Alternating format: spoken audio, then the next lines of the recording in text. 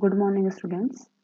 Income tax paper के chapter income from house property की e lecture की series में हम स्टडी कर चुके हैं कि हाउस प्रॉपर्टी हेड की इनकम किस तरीके से कंप्यूट की जाती है, इसके लिए कौन कौन से प्रोविजन ध्यान रखने हैं। इसमें हमने स्टडी करा था कि ग्रोस एनुअल वैल्यू, फिर उसके बाद नेट एनुअल वैल्यू आता है, उसमें से कुछ डिडक्शन आपको मिलते हैं। उसके बाद जो अमाउंट आता है वही हमारा income taxable under the head house property आ जाएगा। इसमें कुछ इंपॉर्टेंट प्रोविजंस बच जाते हैं जो भी आपको ध्यान रखने हैं। कुछ सिचुएशंस हैं इसमें, जैसे कि पहले कुछ सिचुएशन यहाँ बताई गई हैं। कुछ प्रोविजंस हैं जैसे कि when house is vacant through out the year, अगर वर्ष पर्यंत पूरे साल भर घर आपका खाली रहा हो तो उस केस में कौन सी सिचुएशन आपको ध्यान रखनी है, कौन सा प्रोविजन ध्यान रखना है, उनके बारे में हम देखेंगे। दूसरा आता है कि recovery of unrealise rent and arrear of rent during the previous year, अगर गत वर्ष में डूबत किराए की वसूली हुई हो या पूर्व वर्षों का बकाया किराया हमें मिला हो तो उस केस में किस तरीके से क्या चीजें हमें ध्यान रखनी है। When house is given on rent to the employ of the business, अगर बिजनेस के ही एम्प्लॉय को आपने हाउस रेंट पे दे दिया। एक आता है to gross up the rent received, अगर जो एसएससी है उसको जो रेंट मिल रहा है उस रेंट में से रेंट पेयर के द्वारा कुछ टीडीएस काट लिया गया हो तो उस केस में हम रेंट को किस वैल्यू पे दिखाया जाएगा, उसको किस तरीके से ग्रोस अप किया जाएगा। लास्ट आता है एक है हाउस प्रॉपर्टी ओन्ड बाय को ओनर, अगर मकान संपत्ति का संयुक्त स्वामित्व हो तो उस केस में किस तरीके से उस जो इनकम है वो किस तरीके से बाइफरकेट की जाएगी, और अगर बाइफरकेट नहीं हो सकती तो क्या होगा। ये सब चीजें हम देखते हैं। इसमें सबसे पहले आता है कि when house is vacant through out the year, अगर मकान जो है आपकी हाउस प्रॉपर्टी है पूरे वर्ष पर्यंत पूरे साल भर ही खाली रहती है तो उस केस में हमें ये देखना पड़ेगा कि जो हाउस प्रॉपर्टी है वो किस वजह से पूरे साल भर खाली रही है। इसमें वो रीजन बहुत रीजन का फर्क पड़ता है कि किस रीजन से हाउस प्रॉपर्टी खाली रही है। मान लीजिए कोई रीजन है हमारा कि वो जो मकान है हाउस प्रॉपर्टी है वो रहने लायक नहीं है, ना ही कोई व्यापार करने लायक है। हो सकता है कोई हाउस प्रॉपर्टी को टूट फूट हो चुकी हो, कोई रिपेयर होनी बाकी हो, कोई उसका हिस्सा पुराना हो चुका हो तो लगता है कभी भी गिर सकता है, कभी भी टूट सकता है। कोई किसी भी रीजन की वजह से अगर हाउस प्रॉपर्टी किसी व्यक्ति के रहने लायक नहीं है और ना ही किसी व्यापार करने के काम में लेने के योग्य है, अगर दोनों ही चीजों के योग्य नहीं है उस केस में उस हाउस प्रॉपर्टी को कंसिडर ही नहीं किया जाएगा, उसके कोई एनुअल वैल्यू को कंसिडर ही नहीं किया जाएगा जब हम हाउस प्रॉपर्टी हेड की इनकम कैलकुलेट करेंगे। अगर किसी हाउस प्रॉपर्टी अगर कोई हाउस प्रॉपर्टी रहने लायक नहीं है, ना ही व्यापार में काम में लेने योग्य है तो उस केस में income from house property head की इनकम कैलकुलेट करते टाइम उस हाउस प्रॉपर्टी को कंसिडर ही नहीं किया जाएगा, ये आपको ध्यान रखना है। सेकंड केस हो सकता है कि जब मकान का जो करदा जो जब मकान करदाता द्वारा गत वर्ष में अन्यत्र स्थान पर सेवा या व्यापार के लिए जाने के कारण खाली रहा हो। कोई रहता तो है हाउस प्रॉपर्टी में लेकिन उसको बिजनेस की वजह से या कुछ जॉब की वजह से बाहर जाना पड़ता है, बाहर जा रहा है और वो घर इस वजह से खाली रहता है तो उस केस में उस हाउस प्रॉपर्टी की ग्रोस एनुअल वैल्यू नील ही मानी जाएगी, उसको सेल्फ ऑक्यूपाइड ही माना जाएगा क्योंकि वो बिजनेस की वजह से या अपनी जॉब की वजह से बाहर गया है, उसने सेल्फ अपने घर वो हाउस प्रॉपर्टी वो रहने के लिए यूज करता है तो उस केस में क्या होगा, ग्रोस एनुअल वैल्यू को नील माना जाएगा। एक केस हो सकता है कि जब मकान इसलिए खाली रहा होगा उसको किराएदार ही नहीं मिला, वो किराएदार ढूंढ रहा है लेकिन उसको किराएदार मिल नहीं पा रहा है तो उसके कारण अगर हाउस प्रॉपर्टी खाली रहती है तो उस केस में भी किराए पर नहीं उठाया जा सका तो मकान का सकल वार्षिक मूल्य शून्य माना जाएगा। सकल वार्षिक मूल्य का मतलब क्या होगा, ग्रोस एनुअल वैल्यू आपकी नील मानी जाएगी। लेकिन इस केस में क्या होगा, है तो लेट आउट प्रॉपर्टी लेकिन उचित किराएदार नहीं मिलने के कारण खाली रही है। इस केस में क्या होगा, ग्रोस एनुअल वैल्यू तो हम नील मान लेंगे क्योंकि ग्रोस एनुअल वैल्यू कैसे कैलकुलेट करते हैं, एक्सपेक्टेड रेंट वगैरह सब कैलकुलेट करके करते हैं तो लेकिन ग्रोस एनुअल वैल्यू में से अपने को म्युनिसिपल टैक्सेस जो पे किए गए हैं पेड बाय द ओनर है उनका डिडक्शन आपको मिल जाएगा। स्टैंडर्ड डिडक्शन तो स्टैंडर्ड डिडक्शन भी मिल जाए, स्टैंडर्ड डिडक्शन स्टैंडर्ड जो मान स्टैचुरी डिडक्शन सॉरी वैधानिक जो कटौती है स्टैंडर्ड डिडक्शन है वो जीरो होगा क्योंकि आपने ग्रोस एनुअल वैल्यू नील मानी है और अगर आप लेस करते हो municipal taxes paid by owner तो वो भी वैल्यू आपकी नेगेटिव में आएगी तो आपको स्टैंडर्ड डिडक्शन आपको इसमें नहीं मिलेगा। ये तो हो गया हमारा पहला केस कि हाउस वेकेंट क्यों रहा है पूरे साल भर, उस रीजन पे डिपेंड करता है कि हम किस तरीके से उसका ट्रीटमेंट करेंगे। नेक्स्ट आता है हमारा recovery of unrealise rent and arrear of rent during the previous year. तो section 25A and 25AA of the Income Tax 1961 provide that unrealized rent realized later on shall be taxable as income from house property in the year in which it is realized।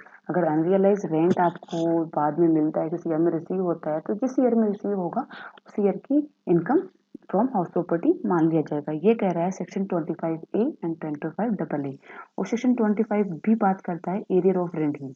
Arrear of rent received shall be taxed in the year in the year of received if not taxed earlier. Arrear of rent उस साल में आपको जिस साल में receive हुआ है उस साल में ही टैक्स होगा, उस पर उस साल में ही टैक्स लगेगा अगर पहले टैक्स नहीं लगा हो।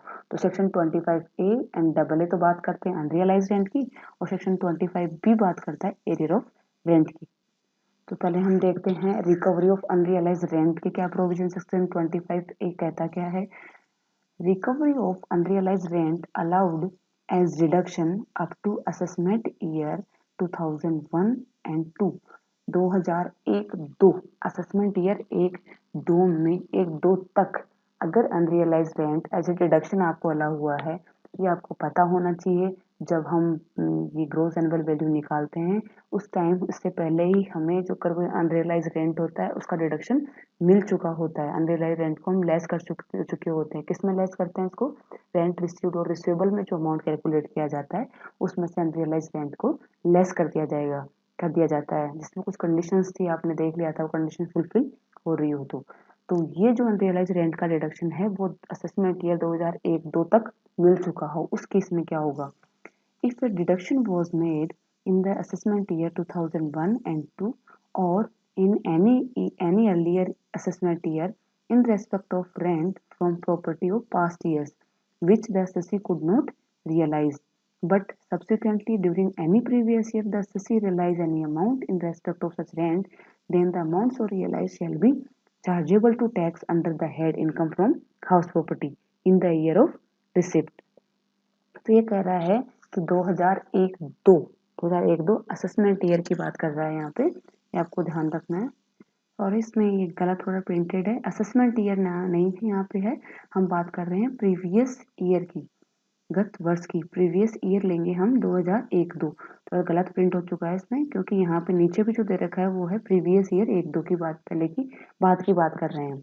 तो यहाँ पे असेसमेंट ईयर तो आएगा हमारा 2-3 और गत वर्ष तो प्रीवियस ईयर आएगा हमारा 1-2। ये आपको ध्यान रखना है थोड़ा सा। अगर हम बात करते हैं असेसमेंट ईयर की तो असेसमेंट ईयर होगा हमारा 2-3, और इसको असेसमेंट ईयर जो है यहाँ पे असेसमेंट ईयर नहीं होकर ये है प्रीवियस ईयर 1-2। दोनों जगह आपको थोड़ा सा करेक्शन करना है कि अगर प्रीवियस ईयर 1-2 से तक 2001-2 में या फिर 2001-2 से पहले कोई आपको अनरियलाइज रेंट कोई बकाया की वो किराया हमें नहीं मिल रहा था, डूबत किराया हो गया हमारा, तो उसका डिडक्शन हमें 2001-2 गत वर्ष में या 2001-2 गत वर्ष से पहले के वर्ष में हमें डिडक्शन मिलता है। वो अमाउंट आने वाले कोई किसी भी ईयर में मिल जाता है जिसकी हम टैक्सेबल इनकम निकाल रहे हैं उसमें मिल जाता है, तो उस केस में वो इनकम वो अनरियलाइज रेंट उस ईयर में ही टैक्सेबल होगा जिस ईयर में हमें रिसीव हुआ है। तो गत वर्ष 2001-2 से पूर्व के वर्ष में यदि कोई डूबत किराए की कटौती मिली हो और यदि ऐसे डूबत किराए की पूरी राशि अथवा उसका कोई भी पार्ट गत वर्ष में हमें प्राप्त हो गया हो तो प्राप्त राशि उस ईयर में टैक्सेबल होगी जिस ईयर में हमें मिली है। ठीक है, तो 2001-2 या 2001-2 से पहले का अनरियलाइज रेंट है हमारा, और 2001-2 या 2001-2 से पहले हमें डिडक्शन उसका मिला है। अनरियलाइज रेंट का डिडक्शन मिलता है आपको रेंट रिसीव्ड और रिसीवेबल में से, वो डिडक्शन हमें 2001-2 से पहले मिल चुका है, और वो अमाउंट हमें बाद में रिसीव होता है, तो जिस ईयर में हमें रिसीव होगा तो उस ईयर में टैक्सेबल होगा। अब इसमें बात आती है कि कितना पार्ट टैक्सेबल होगा, वो भी हम देखते थे। इसमें कुछ प्रोविजंस दे रखे हैं। It is not necessary that the assessee should own the property to which such rent relate in that year also in which such rent is realise. इसमें ये कोई जरूरी नहीं है कि जिस हाउस प्रॉपर्टी के रेस्पेक्ट में हमें अनरियलाइज रेंट मिला है वो हाउस प्रॉपर्टी अभी भी उसके पास में हो, ये जरूरी नहीं है। आपको डिडक्शन, आपको वैसे भी टैक्स उस पर देना पड़ेगा। जब भी आपको रिकवरी होगी, मान लीजिए हमारा 2001-2 प्रीवियस ईयर का ही कोई अनरियलाइज रेंट था और हमें मिल रहा है 2018-19 में। 18-19 में हमारे पास हाउस प्रॉपर्टी वो है ही नहीं, हमने पहले ही बेच दी। लेकिन उस केस में भी क्या होगा, वो इसी करदाता की हाउस इनकम मानी जाएगी हाउस प्रॉपर्टी हेड की, और उसको टैक्स देना पड़ेगा। इससे फर्क नहीं पड़ता है कि उस टाइम उसके पास हाउस प्रॉपर्टी है या नहीं है। No deduction shall be allowed except standard deduction in respect of any expenditure incurred for the recovery of such rent from the amount so realized। जो हमें अनरियलाइज रेंट का जो अमाउंट रियलाइज हो रहा है, उस अमाउंट में से हमें कोई डिडक्शन नहीं मिलेगा, केवल स्टैंडर्ड डिडक्शन आपको अलाउ हो जाएगा। स्टैंडर्ड डिडक्शन कितना मिलता है, नेट एनुअल वैल्यू का 30% मिलता है, वो 30% का आपका स्टैंडर्ड डिडक्शन आपको अलाउ हो जाएगा। इसके अलावा कोई आपको हो कि मैंने तो केस किया था, उसके कोई लीगल एक्सपेंसेस हुए हैं, कोई मैंने वकील को पेमेंट किया, और भी अदर कोई एक्सपेंस हुए हैं, उन एक्सपेंसेस का कोई डिडक्शन आपको नहीं मिलेगा। ये ध्यान रखना है, केवल स्टैंडर्ड डिडक्शन ही आपको मिलेगा। नेक्स्ट आता है, if an assessee is allowed partial deduction in respect of unrealise rent and later on there is a recovery in respect of such rent, the amount of recovery would not be taxable to the extent the deduction was not allowed in respect of unrealized rent. If the amount of recovery exceeds the unallowed amount of unrealized rent, then such excess amount would be taxable। ये थोड़ी सी important चीज है, आपको ध्यान रखना है। ये कह रहा है कि अगर आपको मान लीजिए आपके अनरियलाइज रेंट तो थे 1000, लेकिन 1000 का आपको डिडक्शन नहीं मिला था, पार्शियल डिडक्शन ही मिला था। कुछ प्रोविजंस आपके ऐसे थे कि आपको पार्शियल डिडक्शन मिलके केवल डिडक्शन कितना मिला था, 600 रुपए का ही, 1000 रुपए का आपका अनरियलाइज रेंट था और डिडक्शन मिला था आपको 600 रुपए का ही डिडक्शन मिला था। उस केस में क्या होगा, रिकवरी हमें बाद में पूरे 1000 रुपीज की हो गई, मान के चलते हैं 1000 की हो गई, 800 की हो गई, तो जो अमाउंट ऑफ रिकवरी होगी would not be taxable to the extent that deduction was not allowed. तो जो जितने अमाउंट का डिडक्शन नहीं मिला था, 400 रुपए, 600 का डिडक्शन मिला था, 400 डिडक्शन आपको नहीं मिला था, 400 के ऊपर आप टैक्स का पेमेंट कर चुके हो, तो उस 400 रुपए आपके टैक्सेबल नहीं माने जाएंगे। ठीक है, तो इसमें बोला गया है कि the amount of recovery would not be taxable, amount of recovery taxable नहीं होगा टू द एक्सटेंट, उस एक्सटेंट तक जितना the deduction was not allowed, जिस एक्सटेंट तक आपको डिडक्शन अलाउ नहीं हुआ था। अब 1000 का हमारा अनरियलाइज रेंट है, 600 का ही हमें डिडक्शन मिला, तो हमें मतलब 400 रुपए का डिडक्शन नहीं मिला था, तो हमें 400 रुपए तक कोई अमाउंट हमें रियलाइज होता है तो उसके ऊपर टैक्स नहीं लगेगा। और हम ये मान के चलेंगे कि जो अनरियलाइज रेंट हमें मिल रहा है, वो रेंट पहला जो पार्ट होगा वो पार्ट है जिसका डिडक्शन नहीं मिला है, क्योंकि हम हमेशा एसएससी के फायदे की बात ही देखते हैं। तो मान लीजिए इन फ्यूचर आके हमें क्या हुआ, इन फ्यूचर 800 रुपए का ही रिकवर हुआ अनरियलाइज रेंट, तो 800 रुपए में हम ये मानेंगे कि 400 रुपए तो हमें वो मिले हैं जिसका हमें डिडक्शन नहीं मिला था, तो जिसका हमें डिडक्शन नहीं मिला वो पार्ट अब भी हमें उस पर टैक्स नहीं देना है। क्यों नहीं देना है, वो सीधा सीधा इसका चीज है कि उस टाइम हमें डिडक्शन के तौर पे अलाउ नहीं हुआ, तो मतलब उस टाइम हम उस पर टैक्स दे चुके हैं, तो बाकी बचे हुए अमाउंट 400 रुपए पर ही यहाँ पे टैक्स देना पड़ेगा, और यहाँ पे टैक्सेबल 400 रुपए ही होंगे, जिसमें से हमें 30% का सिंगल डिडक्शन ही मिल जाएगा। ठीक है, तो हमने एग्जाम्पल देखा कि मान लीजिए 2001-2 में, गत वर्ष 2001-2 में हमारे क्या था, 1000 रुपए का अनरियलाइज रेंट था, जिसमें से डिडक्शन कितना मिला, केवल 600 रुपए में डिडक्शन मिला, 400 रुपए का हमें डिडक्शन नहीं मिला। तो इन फ्यूचर जब भी हमें अनरियलाइज रेंट रिकवर होगा, तो उस केस में 400 रुपए तक का अनरियलाइज रेंट टैक्सेबल नहीं होगा, क्योंकि 400 रुपए तक का हम टैक्स दे चुके हैं, और ये मान के चलेंगे कि पहले हमें 400 रुपए रिकवर होंगे और बाद में हमें बाकी के अमाउंट रिकवर होंगे। तो आगे जाके हमें 1000 अगर रिकवर हो जाते हैं, पूरे रिकवर हो जाते हैं, तो हम केवल 600 रुपए पर ही टैक्स देंगे जितना हमें डिडक्शन मिला है। और मान लीजिए हमें केवल 800 रुपए ही रिकवर हुए हैं, रियलाइज हुए हैं, तो उस केस में हमें 400 रुपए तक तो टैक्स देना नहीं है, क्योंकि ये अमाउंट हमें डिडक्शन मिला ही नहीं था, और बाकी बचे हुए 400 रुपए पर ही टैक्स देना पड़ेगा, बाकी बचा हुआ ही 400 रुपए ही टैक्सेबल होगा, जिसमें से 30% का हमें सिंगल डिडक्शन मिल जाएगा। नेक्स्ट आता है, recovery of unrealise rent deducted in determination of gross annual value for the assessment year 2002 और 3 and onwards. Section 25AA। Section 25AA बात करता है उस अनरियलाइज रेंट की जिसका डिडक्शन हमें असेसमेंट ईयर 2002-3 और प्रीवियस ईयर 2001-2 में या 1-2 के बाद मिला हो। इफ द एसएससी सॉरी इसमें है 2001-2, इसमें है 25AA तो बात करता है अगर हमें डिडक्शन जो है 2001-2 या 1-2 के बाद के ईयर में मिला हो। तो सेक्शन 25A बात करता है अगर डिडक्शन हमें प्रीवियस ईयर 2001-2 से पहले मिला हो। ये आपको ध्यान रखना है, थोड़ा सा इसमें कंफ्यूजन है क्योंकि यहाँ थोड़ा सा मिस प्रिंट हो चुका है, तो हमें ध्यान रखना है केवल अगर हमें डिडक्शन मिला है 2001-2 से पहले के प्रीवियस ईयर्स में, तो उस केस में तो सेक्शन अप्लाई होगा सेक्शन 25A। और 2001-2 या 2001-2 के बाद के ईयर में हमें डिडक्शन मिला है अनरियलाइज रेंट का, तो उस केस में अप्लाई होगा सेक्शन 25AA। ये आपको ध्यान रखना है थोड़ा सा।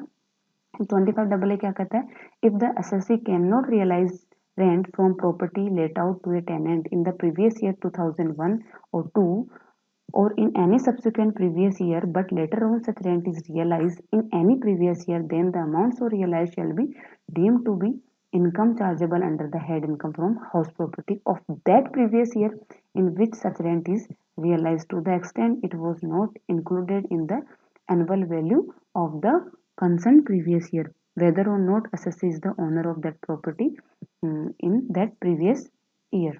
ये भी सेम चीज ही कह रहा है कि अगर 2001-2 या उसके बाद वाले ईयर्स में हमने कोई अनरियलाइज रेंट का डिडक्शन लिया है और वो अनरियलाइज रेंट आने वाले किसी भी प्रीवियस ईयर में जिसकी हम टैक्स की कैलकुलेशन कर रहे हैं उस ईयर में हमें मिल जाता है, तो उस केस में जो हमें अनरियलाइज रेंट की रिकवरी हो रही है वो अनरियलाइज रेंट उसी साल टैक्सेबल होगा जिस साल हमें मिला है। उसमें से स्टैंडर्ड डिडक्शन तो आपको मिल जाएगा, बाकी का अनरियलाइज रेंट आपको उसी साल टैक्सेबल होगा जिस साल हमें मिला है।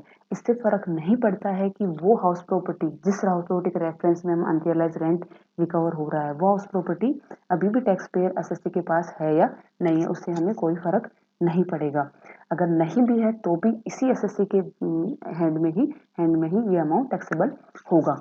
इसमें बस दोनों में फर्क क्या है सेक्शन 25A और 25AA में। एक तो सेक्शन 25 पे बात करता है 2001-2 प्रीवियस ईयर से पहले की, उसमें 2001-2 से पहले हमें अनरियलाइज रेंट का डिडक्शन मिला हो। सेक्शन 25AA बात करता है 2001-2 या फिर इसके आने वाले वर्षों में 2001-2 या बाद के गत वर्ष में डूबत किराया की कटौती मिली हो जो हमें मिल रहा है अभी रिकवर हो रहा है। दूसरा दोनों में डिफरेंस है कि वो तो कहता है कि जिस एक्सटेंट तक हमें डिडक्शन मिला था उस एक्सटेंट तक ही अनरियलाइज रेंट की रिकवरी टैक्सेबल होगी। ये हमने देखा था कि अगर जिस पार्ट का हमें डिडक्शन नहीं मिला था उस पार्ट पे अभी भी टैक्स नहीं लगेगा क्योंकि पहले टैक्स दे चुके हैं। लेकिन ऐसी कोई बात सेक्शन 25AA नहीं करता। ये ऐसे कहता है कि अगर 2001-2 गत वर्ष या उसके बाद वाले गत वर्ष की कोई अनरियलाइज रेंट का डिडक्शन हमें मिला था और वो अनरियलाइज रेंट अब जो चल रहे हैं गत वर्ष उसमें कोई रिसीव होता है हमें रियलाइज होता है, तो वो अनरियलाइज रेंट की रिकवरी उसी साल टैक्सेबल हो जाएगी जिस साल हमें मिली है। इससे फर्क नहीं पड़ता है कि पहले कितना डिडक्शन मिला था क्या था, जितना भी हमें रिकवर होगा अनरियलाइज रेंट वो पूरा अमाउंट उस ईयर में टैक्सेबल हो जाएगा जिस ईयर में हमें रियलाइज हुआ है। उससे फर्क नहीं पड़ता कि ऑनर अभी भी उस हाउस प्रॉपर्टी का है या नहीं है। इससे आगे के प्रोविजन सेक्शन 25B जो एरियर ऑफ रेंट की बात करता है वो भी थोड़ा सा बड़ा सेक्शन है। इन सब के बारे में हम नेक्स्ट लेक्चर में डिस्कस करेंगे, नेक्स्ट लेक्चर में स्टडी करेंगे। साथ ही जो एरियर ऑफ रेंट का है हम एक प्रोविजन के थ्रू एक एग्जाम्पल के थ्रू भी समझने की कोशिश करेंगे। तो आपको अनरियलाइज रेंट थोड़ा सा कंफ्यूजिंग है, थोड़ा सा आपको ध्यान रखना है। दो में अनरियलाइज रेंट की रिकवरी को दो सेक्शन में बाइफरकेट किया गया है, section 25A and section 25AA। 25A बात करता है अगर अनरियलाइज रेंट का डिडक्शन हमें प्रीवियस ईयर 2001-2 से पहले मिल चुका है।